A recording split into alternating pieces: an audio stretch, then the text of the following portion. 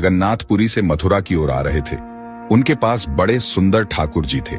वे संत उन ठाकुर जी को हमेशा साथ ही लिए रहते थे और बड़े प्रेम से उनकी पूजा अर्चना कर लाड लड़ाया करते थे।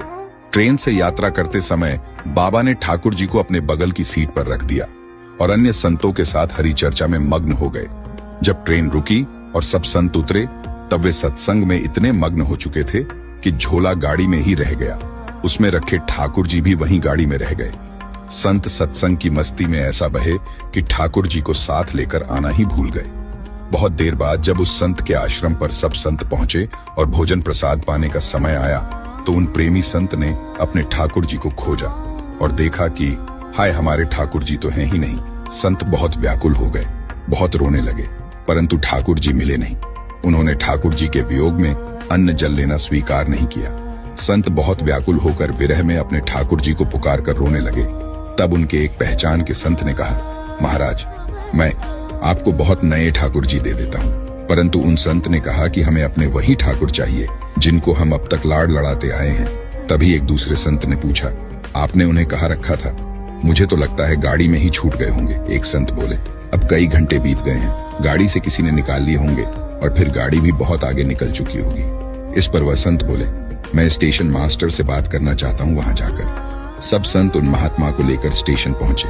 स्टेशन मास्टर से मिले और ठाकुर जी के गुम होने की शिकायत करने लगे। उन्होंने पूछा कि कौन सी गाड़ी में आप बैठकर आए थे। संतों ने गाड़ी का नाम स्टेशन मास्टर को बताया तो वह कहने लगा, महाराज, कई घंटे हो गए, यही वाली गाड़ी ही तो यहाँ खड़ी हो गई है और किसी प्रकार भी आगे नहीं बढ़ रही है। न कोई खराबी है और न अन्य कोई दिक्कत। कई सारे इंजीनियर सब कुछ चेक कर चुके हैं, परंतु कोई खराबी दिखती ही नहीं। महात्मा जी बोले, अभी आगे बढ़ेगी, मेरे बिना मेरे प्यारे कहीं और कैसे चले जाएंगे। वे महात्मा ट्रेन के डिब्बे के अंदर गए और ठाकुर जी वहीं रखे हुए थे जहां महात्मा ने उन्हें पधराया था। अपने ठाकुर जी को महात्मा ने गले लगाया और जैसे ही महात्मा जी उतरे, गाड़ी आगे बढ़ने लग गई। ट्रेन का चालक, स्टेशन मास्टर तथा सभी इंजीनियर आश्चर्य में पड़ गए और बाद में उन्होंने जब यह पूरी लीला सुनी तो वे गदगद हो गए। उसके बाद वे सभी जो वहां उपस्थित थे, उन सभी ने अपना जीवन संत और भगवंत की सेवा में लगा दिया। भक्तों, भगवान जी भी खुद कहते हैं ना, भक्त जहां ममपक धरे तहां धरूं में हाथ, सदा संग लाग्यो फिरूं, कभू न छोड़ू साथ।